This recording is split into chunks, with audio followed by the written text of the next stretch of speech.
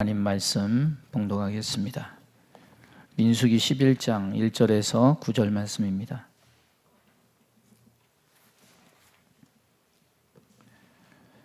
우리 한 절씩 서로 교독하겠습니다. 여호와께서 들으시기에 백성이 악한 말로 원망하매 여호와께서 들으시고 진노하사 여호와의 불을 그들 중에 붙여서 진영 끝을 사르게 하시매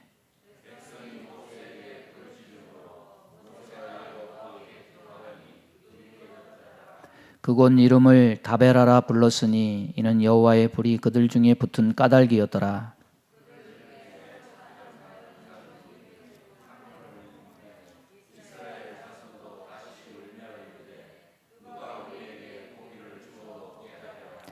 우리가 애굽에 있을 때에는 값없이 생선과 오이와 참외와 부추와 파와 마늘들을 먹은 것이 생각나거늘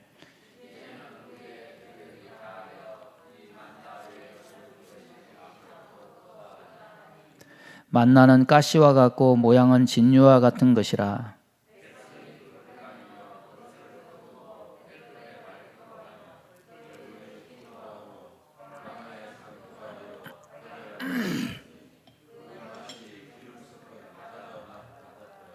다 함께 합니다. 밤에 이슬이 진영에 내릴 때에 만나도 함께 내렸더라. 아멘. 오늘 말씀 봉독한 말씀과 지금 광야에서 만난 적 이런 제목으로 말씀 증거하겠습니다. 오늘은 주일이자 76주년 맞이하는 광복절입니다. 76년이 지났으니까 그의 해방동의로 태어나신 분들이 자식을 낳아서 기르고 또 그 자식이 결혼해서 손주까지 봤으니까 76년의 세월은 새 세대가 태어나고 자란 긴 세월인 겁니다. 오늘 이 지나간 세월을 뒤돌아본 거는 다른 때보다 좀 의미가 깊은 것 같습니다. 왜냐하면은 우리나라가 올해 선진국으로 인정을 받았다고 하는데 다른 선진국과는 우리나라는 출발점이 다르기 때문입니다. 우리의 출발점은 1945년 해방되는 해입니다. 유럽이나 일본, 다른 선진국들이 선진국이 될 수 있었던 것은 맨 땅에 헤딩한 것이 아니고 남의 나라 지배하고 착취해서 거기서 나오는 인력 또 자원을 활용해서 더 쉽게 수준을 높이고 국력을 기르고 성장할 수 있었지만은 우리 민족은 남의 나라를 침략하거나 지배한 역사가 없습니다. 오히려 침략당해서 지배받다가 그 지배를 벗어나는 데부터 우리는 시작을 했는데 그러니까 유럽이나 미국, 일본 같은 다른 선진국과 출발이 남다른 겁니다. 또 해방되고 얼마 뒤에 또 전쟁이 일어나서 전쟁에 상흔을 지우고 기지개 펴고 제대로 경제 성장 시작한 것이 70년대 초반이니까 50년 만에 뭔 도움 받은 것 없이 맨몸 하나 가지고 다른 선진국들 뒤따라잡고 어깨를 나란히 할 수 있을 정도가 되었다는 것은 참으로 대단한 저력이 아닐 수가 없는 겁니다. 여러분, 그 70년대 경제 성장 시작하려고 할 때 모든 나라에 우리나라가 돈을 빌려달라고 했습니다. 그런데 이 세계에서 가장 가난한 나라에 돈 빌려주는 나라가 없었어요. 우리나라의 맹방을 미국이라고 하는데 미국도 안 빌려줬습니다. 다행히 독일 정부에서 광부하고 간호사를 좀 파송해 준다면 빌려줄 수 있을 것 같다. 그래서 돈을 빌릴 수 있었습니다. 그래서 우리나라 대통령이 독일에 국빈 방문하게 됐는데 한 나라 대통령이 타고 갈 비행기가 없어요. 생각해 보십시오. 남의 집에 초대받았는데 저녁 식사 초대받았는데 차도 좀 보내주시면 안 되겠습니까? 이런 말 못하죠. 그냥 버스 타고 지하철 타고 가지. 염치가 없죠. 그런데 그렇다고 한 나라의 대통령이 일반 비행기 타고 갈 수는 없잖아요. 그래서 그런 말을 할 수 없이 했어요. 비행기도 좀 보내주면 안 되겠냐고. 그 관리들이 그 얘기하면서 얼굴이 시뻘개져가지고 또 그 말을 받는 이들도 당황해가지고 그 정도로 가난한가 나라가. 결국 그렇게 독일 정부가 보내준 비행기 얻어 타고 가서 국빈 방문 마칠 수 있었던 그런 시절이 불과 50년 전 이야기예요. 그런 거에 비하면 오늘날 보면 하나님이 베풀어 주신 은혜가 너무 감사하죠. 그리고 오늘날의 이 모든 영광과 누림은 오늘날 세대는 모르겠지만 하늘에서 갑자기 하루아침에 뚝 떨어진 거 아니에요. 우리 부모와 선조들이 부지런하고 성실하고 근면했기 때문에, 그렇게 희생하고 헌신했기 때문에 이룰 수 있었음을 생각하고 그분들에게 존경을 드리고 그분들에게 또 감사를 드립니다. 그리고 또 우리가 믿는 자로서 더더욱 감사한 것은 우리 민족이 일본이나 이런 다른 나라처럼 남의 나라 침략하고 도적질하고 강도질해서 자식 기르고 나라 성장시키고 이런 것이 아니라 정직하게 땀 흘리고 노력해서 이룬 결과이기 때문에 더더욱 떳떳하고 감사한 마음이 듭니다. 시간은 되돌릴 수 없는 것이지만 이런 생각을 해봅니다. 일본의 나라를 강탈당하지 않았다면 어땠을까? 아니, 6.25라는 전쟁이 없었다면 어땠을까? 이런 시간들이 없었다면 우리는 조금 더 일찍 발돋움할 수 있지 않았을까? 이런 아쉬운 생각을 해봅니다. 한자 성어에 외후내환이라는 성어가 있습니다. 걱정, 근심은 밖에만 있는 것이 아니라 집에 들어오면 집에도 있다는 말이죠. 어쩌면 해방된 조국이 그 당시 직면한 문제가 바로 이것이 아니었나 싶습니다. 가장 큰 일본이라는 근심이 없어지니까 이제 문제가 우리 안에 생겼습니다. 나라에 몇십 년 동안 주인이 없었으니까 이제 누가 이 나라의 주인이냐, 이런 문제로 갈등이 생길 수밖에 없었던 거죠. 결국 국민들 마음이 분열되고 동족 상잔의 비극, 내전을 겪어야만 했습니다. 이 일이 우리 민족의 또 하나의 발목을 잡아서 더 가난해졌고 우리는 더 피폐해졌습니다. 그래서 우리가 발돋움할 수 있는 시간을 몇십 년 더 뒤로 후퇴시켰지 않나 싶습니다. 지금 우리는 광야에서 방황하는 민수기를 지난주부터 보고 있습니다. 어떻게 보면은 민수기의 이런 모습들이 우리나라가 지나온 그런 길과 비슷하지 않나, 이런 생각이 듭니다. 민수기의 시작, 우렁차입니다.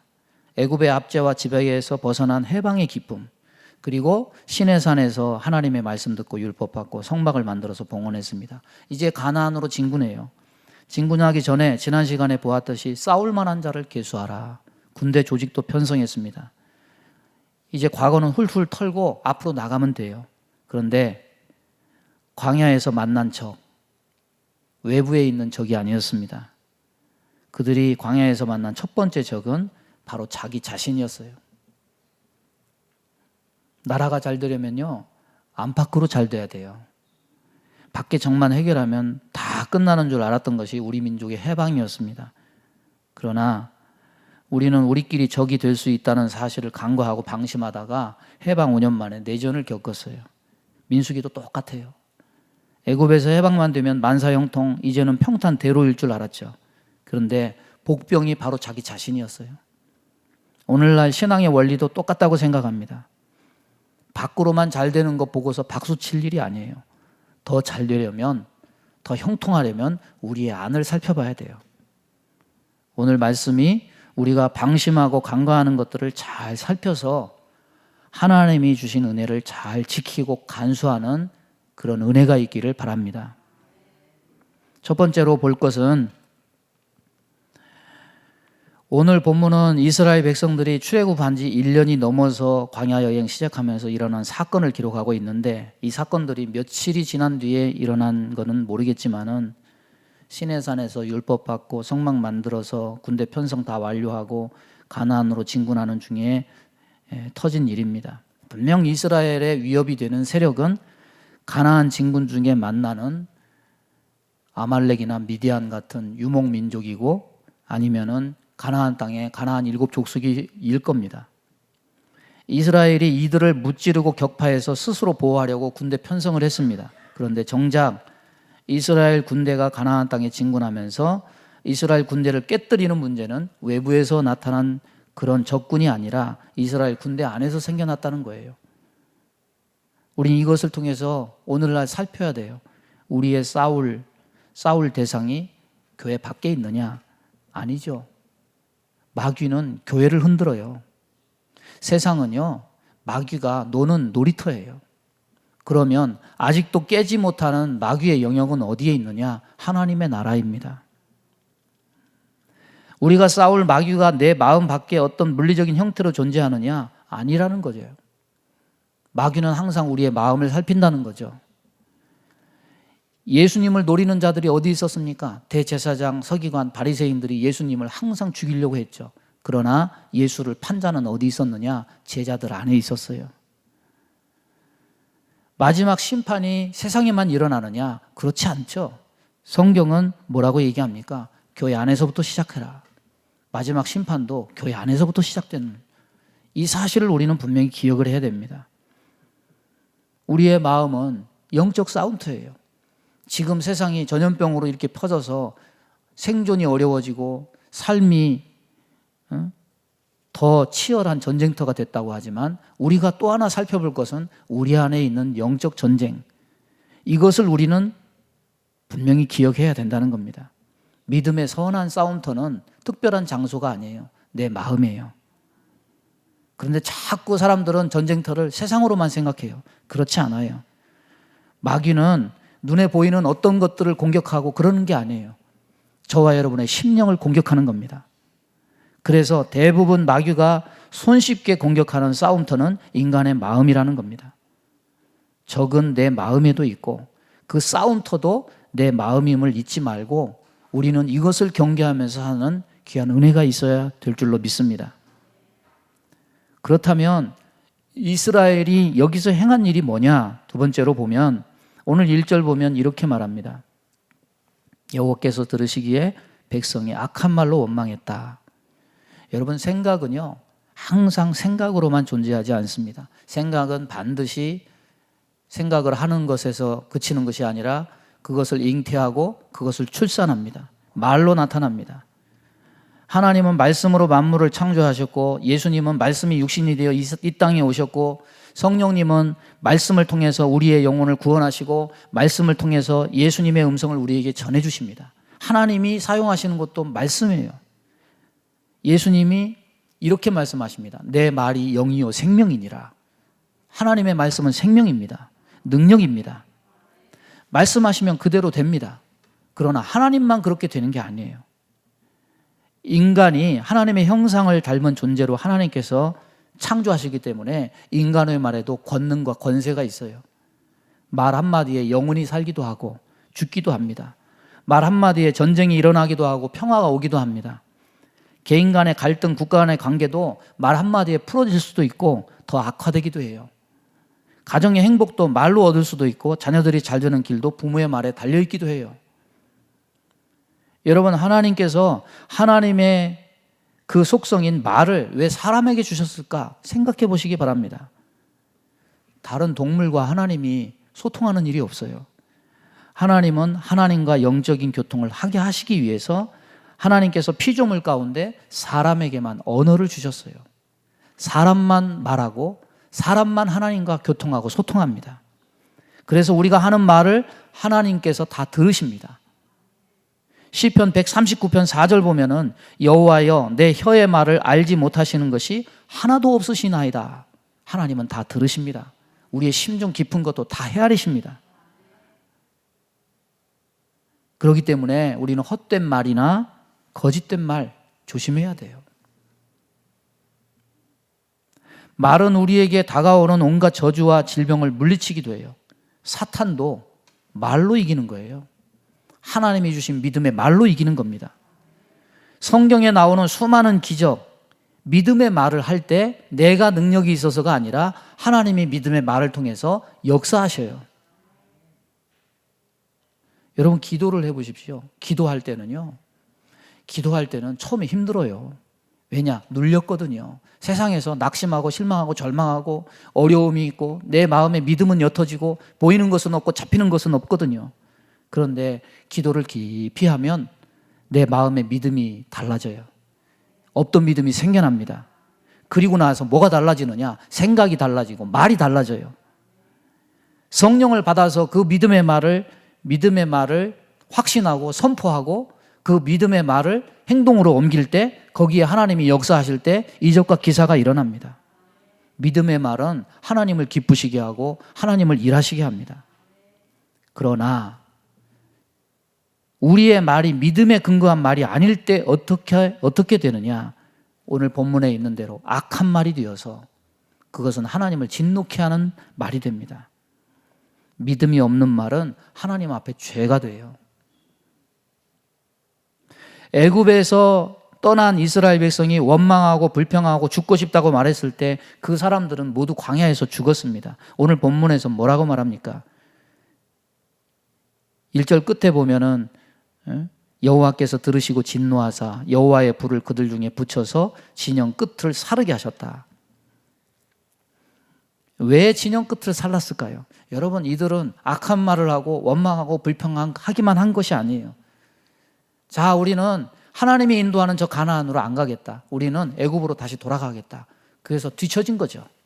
행동도 한 거예요. 하나님의 인도하심을 따르지 않고 뒤처져 있었기 때문에 하나님은 그들을 심판한 겁니다. 여러분, 말은 악한 말이나 선한 말이나 다 권세가 있어요. 믿음으로 말을 할 때 그 말이 내게 복이 되어 돌아오지만 믿음 없는 악한 말은 그 말이 나의 생명을 위협하는 칼이 되어서 내 목숨을 찾을 수도 있어요. 세상에서 그러죠. 세상에서도 그럽니다. 간절히 바라면 이루어진다. 뭐 이런 말이 있죠. 잘 살아보세요. 우리가 그렇게 외쳤어요. 근데 이제는 그런 말 안 해요. 이미 개인적으로는 아니겠지만은 국가적으로는 그런 외침이 이루어진 날이 오늘날이에요. 여러분의 식탁, 저는 매일 밥 먹을 때마다 감사해요. 왜? 세계 어느 나라 민족도 우리나라 사람들만큼 그렇게 잘 먹지 않아요. 우리가 그동안 외침 잘 살아보세 이루어진 거예요. 감사해야죠. 악한 생각이 악한 말을 하게 하고 악한 말이 모든 관계를 다 파괴해요. 사람 관계도 그렇고 하나님과의 관계도 그렇습니다. 생각이 악하면 말도 악하고 그 사람의 행동도 악하게 돼요. 내부의 적은 우리의 마음의 생각에서 기원해요. 생각이 말로 나오고 말이 행동을 만들고 사람들의 행동이 집단을 만들어요. 해방 후에 우리나라가 자중질환이 되고 분열이 일어나서 우리끼리 싸운 이유가 뭡니까? 나라의 주인이 없었으니까. 일본 지배 전에는 왕이 지배하다가 고종황제도 죽고 일본이 다스리는 바람에 주인이 없었어요.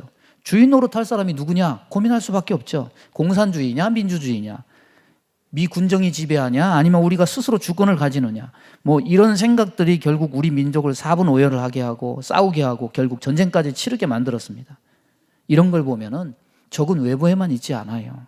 내부에도 있어요. 생각과 말은 행동을 하고 운동을 해요.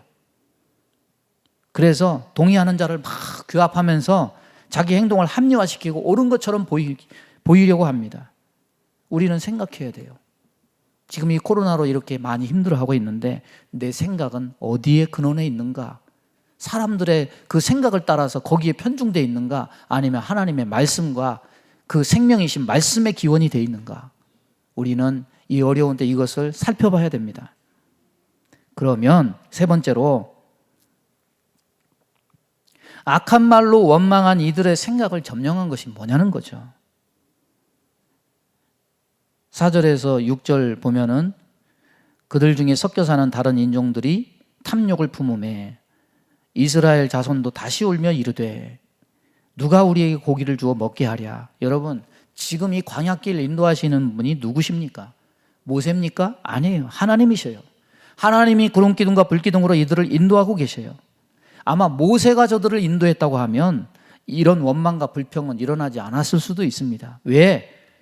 모세가 이스라엘 백성들을 인도했다고 하면 저들을 일부러 고생시키려고 하지 않았을 거예요. 편한 길로 갔을 거예요. 저들이 원하는 대로 빠른 길로 갔을 겁니다. 그런데 하나님의 인도는 이스라엘 백성들이 원하고 바라는 쪽으로 되지 않았습니다. 그래서 처음에는 악한 말로 원망하고 불평했는데 하나님이 그 악한 말을 한 대상자들을 저주해서 결국 진영 끝을 사르게 해서 불에 타서 죽으니까 또다시 입으로 악한 말을 하고 원망하면 그런 꼴 당할까 봐 차마 입으로는 원망의 말을 내뱉지 못해요. 그래서 이제는 어떤 식으로 표현하느냐, 다른 인종들이 탐욕을 품고 이런저런 불평을 쏟아내니까 이스라엘 몇몇 사람들에게 이 감정이 그대로 전달되었습니다. 결국 뭐 했느냐? 서럽게 울었어요. 내가 어쩌다가 이런 신세가 돼가지고 여기 광야에서 먹을 것도 제대로 못 먹고 너무 서럽다. 입으로 노골적으로 악한 말을 하는 표현으로 원망하고 불평하는 마음을 드러낸 것이 아니라 이제는 다른 방식으로 서럽게 울면서 신세 타령하는 다른 표현으로 그 마음을 드러내요. 결국 표현은 달라요. 원망하고 불평한 거나 서럽게 울고 신세 한탄한 거나 모양은 다르지만 이건 다 한 가지로 똑같아요. 뭐가 그 안에서 역사했느냐? 탐욕이다. 탐욕이다. 이 감정이 순식간에 전염병처럼 그 이스라엘 백성들에게 다 퍼집니다. 그래서 10절에 보면 백성들의 온 종족들이 각기 자기 장막문에서 우는 것을 모세가 들으니라. 200만 인구가 다 자기 장막문 밖에 나와가지고 한 신세 한탄을 하면서 서럽게 울면서 우리가 먹을 것도 제대로 못 먹고 어쩌다 이런 신세가 됐는고.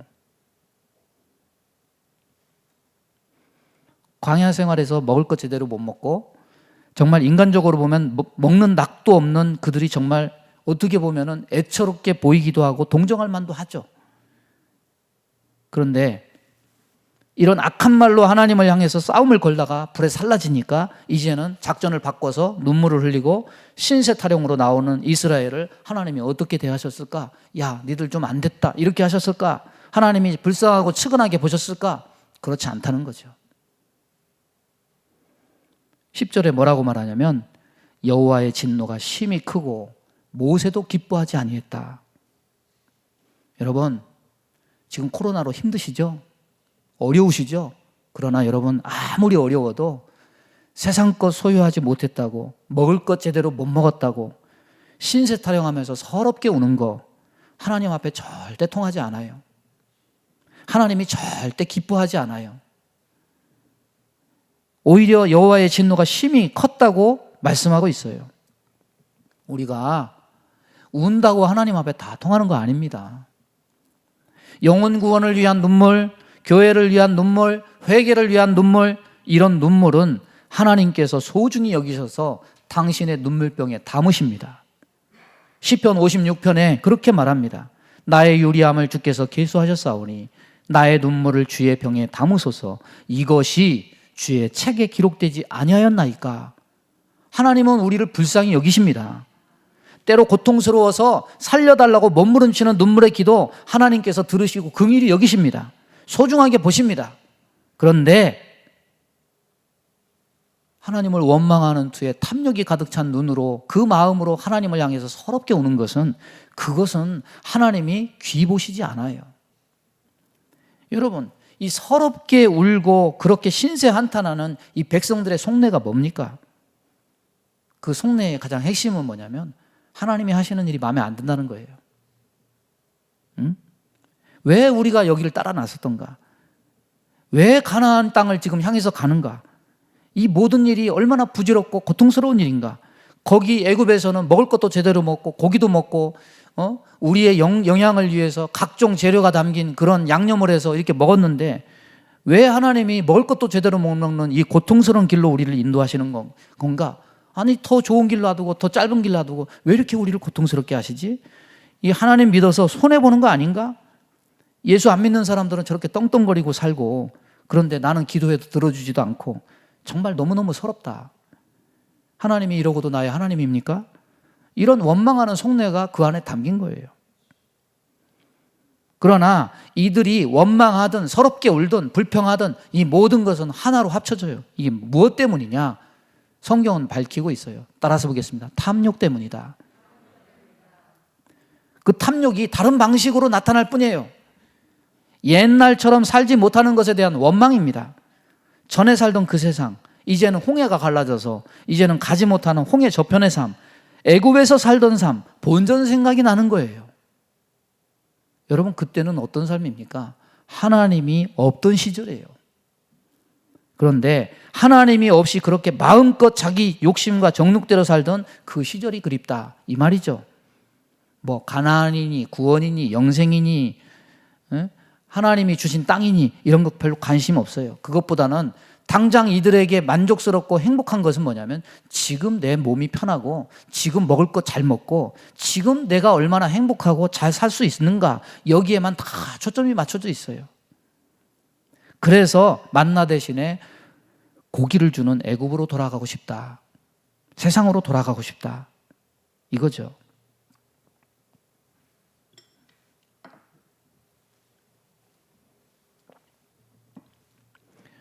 여러분, 요즘 잘 쓰는 말 중에 그게 있습니다. 피해자 코스프레. 이 피해자 코스프레는 일본 사람들이 잘하는 짓입니다. 남의 나라 짓밟고 수많은 사람 죽인 그 참상에 대한 회개, 반성, 후회 골백 번 해도 이거는 모자람이 없는 거예요. 그런데 거기에 대한 후회와 반성과 참여는 없어요. 자신들은 원자폭탄 2방 딱 맞고 우리들이 피해자다, 어이없는 퍼포먼스를 합니다. 참 나쁜 놈들입니다. 이렇게 가증스러운 게 어디 있습니까? 예? 자기들이 피해자가 아니라 분명 역사적인 가해자예요. 예? 자원 확보해서 나의 나라 부국강병 이루겠다고 아시아 전 지역 다니면서 벌집 쑤시듯이 수많은 인명 학살하고 죽인 범죄자들 아닙니까? 도시 하나 점령해서 20만, 30만 명 한 군데 몰아넣고 기관총으로 쏴서 다 죽여요. 그런 아주 극악한 범죄를 저지르고도 우리는 그런 적 없다, 이렇게 발뺌을 해요. 그러면서 자기들은 원자폭탄으로 우리는 피해를 입었다, 이렇게 하면서 슬픈 표정을 짓고 눈물 짓는 그 악어의 눈물을 보자면 참 어이가 없고, 예? 지금 다시 봐도 피가 거꾸로 솟는 느낌이죠. 우리 집안에 독립군이 있었던 것도 아닌데, 일본에게 모진 고문을 받고 돌아가신 독립군이 있었던 것도 아닌데, 참 이런 거 보면은 아직도 참 어이없고 화가 나요. 그런데 여러분, 이런 피해자 코스프레라는 게 세상에만 있는 것이 아니라는 거죠. 신앙인이라고 불리는 사람들에게도 이런 모습이 있다는 겁니다. 우리는 지금 이 광경을 보고 있는 겁니다.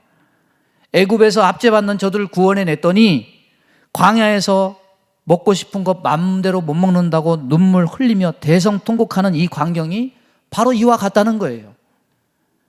자기들의 신세가 불쌍하다는 건데, 여러분, 신앙적인 입장에서, 믿음의 입장에서 불쌍하면은 애굽에서 노예로 살던 그 시절이 불쌍하지, 지금 먹을 것이 없어 굶어 죽는 상황도 아닌데 먹고 싶은 거 못 먹는다고 서럽게 오는 이 상황이 불쌍한 상황입니까? 근데 한두 사람이 그런 게 아니에요. 200만이라는 전 인구가 한 사람처럼 감정적 히스테리에 빠져가지고 피해자 코스프레하는 이 모습이 오늘 본문에서 우리는 이 모습을 보고 있어요. 여러분, 세상 것 소유하지 못했다고 하나님 앞에 서럽게 울지 마시기 바랍니다. 제발 부탁입니다. 왜? 하나님이 절대 기뻐하지 않아요. 동정받지 못해요. 심히 진노하심만 입어요. 하나님을 향해서는 우리는 감사와 찬양과 영광을 돌려야지. 여러분, 아이들 키우면 아이들 운다고 다 통합니까? 징징거리면서 떼쓰고 안 되는 것 억지로 해달라고 그러면은 어거지 쓰면서 우는 아이는 엄마에게 동정받는 게 아니라 매만 더 벌어요. 마찬가지로 하나님 앞에 세상 것 때문에 우는 것은 하나도 동정 못 받아요. 여러분, 하나님과 동행하는 게 뭡니까? 이 세상에서 잘 먹고 잘 살고 이 세상만을 위한 행복과 만족을 위한 것입니까? 그거 아니에요. 이스라엘 백성들이 지금 굶어 죽어가고 있습니까? 굶어 죽어가는 것이 아니죠. 만나를 가지고 할 게 없으니까 지져먹고 볶아먹고 데쳐먹고 별짓을 다 해도 그게 그거죠. 사실 선택의 폭이 좁기는 하지만 그들이 먹을 거 없어서 지금 굶어 죽는 게 아니에요. 생명을 유지하는 것은 전혀 지장 없어요. 40년 동안 그것을 먹고 저들은 광야에서 다 살았어요. 그런데 단지 뭐냐? 이제는 그것이 실증났을 뿐이에요. 딴 게 좀 먹고 싶을 뿐이에요.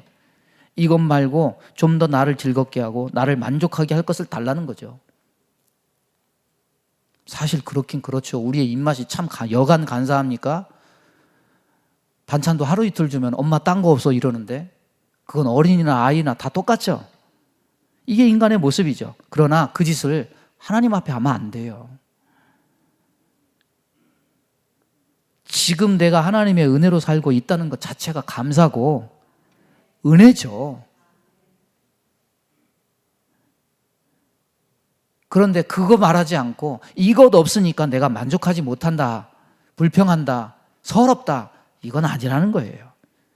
이게 탐욕이라는 건데, 이 백성의 마음이 탐욕으로 가득 차 있음에도 그럼에도 불구하고 우리는 정신 못 차리고 뭐 그럴 수도 있지 않겠느냐, 이렇게 옹호하는 마음이 있어요. 여러분 생각해 보십시오. 이 탐욕이라는 게요, 먹고 싶은 것도 못 먹는 부족할 때만 탐욕이 생기는 걸까? 절대로 그렇지 않습니다. 에덴 동산의 탐욕은 부족함 때문에 생겨난 것이 절대 아니에요.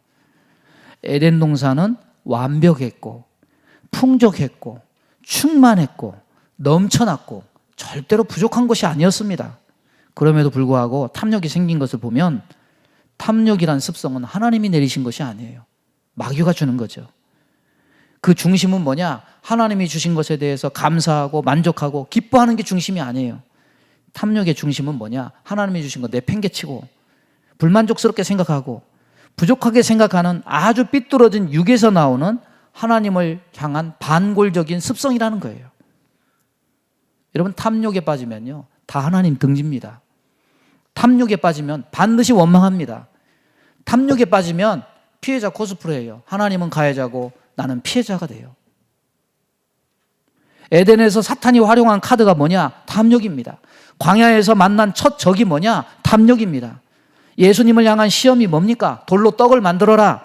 나에게 절하면 모든 세상 영광을 다 주겠다. 이게 다 탐욕이었음을 보면은 우리의 적은 우리의 생각을 자리 잡고 노리고 있음을 우리는 알게 돼요.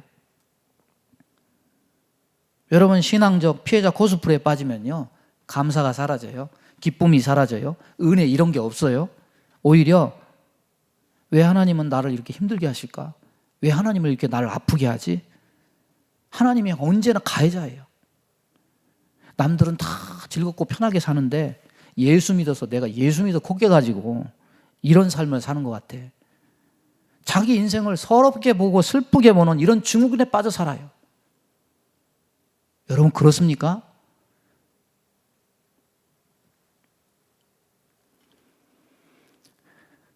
우리나라가 일본에 압제당할 때 우리 교회 성도들이 얼마나 기도했습니까? 하나님, 이 압제에서 벗어나게 해주세요. 하나님이 우리 민족에게 이 기도를 들어주셨어요. 이 땅이 전쟁이 나가지고 저 낙동강까지 밀려가지고 당장 나라하게 망하게 생겼을 때 부산에서 있는 교회에서 철야하면서 기도했어요. 하나님, 우리를 살려주세요. 그랬더니 어떤 일이 벌어졌습니까? 유엔에서 유엔이 조직돼가지고 최초로 전 세계 모든 나라가 다 군대 보내가지고 도운 거는 우리나라가 유일무이하지 않습니까? 없어요. 하나님이 우리 살려주신 겁니다. 전쟁 지나고 보니까 남은 게 없어가지고 가난해요. 잘 살고 싶어졌어요. 그래서 또 교회에 모여 기도해요. 하나님, 이 가난을 좀 벗어나게 해주세요. 하나님이 그 기도도 들어주셨어요. 북한 땅에는 굶어 죽는 사람이 부지기수여도 이 땅에는 정상적인 사람치고는 굶어 죽는 사람 없습니다. 지나고 보니까 다 들어주셨어요. 그럼에도 불구하고 상대적인 빈곤은 있죠. 생활의 염려는 있죠. 이런 것 때문에 마치 하나님이 괜히 나를 애굽에서 이끌어내서 이 광야에서 죽게 하고 내가 먹을 것도 못 먹게 하시는가 해서 마치 자기가 피해자인 마냥 아이 서러워, 너무 슬퍼, 이런 생각은 우리에게 전혀 도움이 안 돼요. 자기는 불쌍히 여기고 하나님은 자기 뜻을 안 들어주는 그런 하나님으로 만드는 이런 피해자 코스프레, 절대로 내게 복이 되지 못해요. 여러분 지금 코로나로 인해서 힘들죠. 그런데 뭐 예수 믿는 사람만 힘듭니까? 우리나라만 힘드니까? 온 세계 모든 민족이 다 힘들어요. 이건 역시 하나님이 왜 우리에게 이런 어려움을 주시는가? 이 원망의 눈길로 하나님을 원망할 것이 아니에요. 광야에서 만난 그 적은 아말렉과 미디안이어야 돼요. 그런데 실제로 저들이 만난 적은 자신 안에 있는 탐욕이었어요. 우리 역시 마찬가지예요. 우리가 불평하고 원망하고 서럽다 하는 이런 마음으로 살면 하나님 자녀라는 우리를 바라보시는 하나님이 절대 기뻐하지 않으실 거예요. 탐욕은요, 득이 되는 게 하나도 없습니다. 탐욕은 탐욕 부리면 탐욕 부려서 에덴에서 쫓겨나요. 탐욕 부려서 광야에서 다 죽어요. 탐욕 부려서 하나님 나라에 못 들어가요. 탐욕은 먹을 것이 없는 사람만 있는 게 아니에요. 오히려 많이 가진 자가 더 탐욕스러워지는 것을 우리가 보면은 그것을 알아요. 아, 이게 하나님이 주시는 마음이 아니구나. 이건 마귀가 주는 마음이구나. 우리는 전보다 어려워졌으니까 내가 이러는 감정 갖는 게 당연하다고 생각하지만은 우리는 이 사실을 알지 못하면 이 탐욕의 늪에 빠져서 이스라엘 백성이 가는 길과 똑같이 갈 수가 있다는 거예요. 전과 비교하면서 그런 감상주의, 피해자 코스프레, 이거 빠지면 안 돼요. 여러분, 하루하루 생명 주신 것에 감사하며 사세요. 하루하루 일용할 양식에 감사하며 사세요. 내 입에 먹을 것 들어가는 자체만 해도 감사한 거예요. 하루하루 건강 주심에 감사하며 사세요. 그날 그날을 주님과 동행하며 감사하고 기뻐하며 영광 돌리며 사는 것이 광야를 사는 이스라엘 백성들이 승리하는 비결입니다. 하나님의 백성은요, 따라서 보겠습니다. 하나님의 백성은 탐욕을 품지 않는다. 오히려 어떻게 하느냐? 어려워도 감사, 어려워도 예배, 어려워도 기도, 어려워도 헌신. 하나님은요, 이런 사람을 돌아보시고 이런 사람을 기뻐하셔요.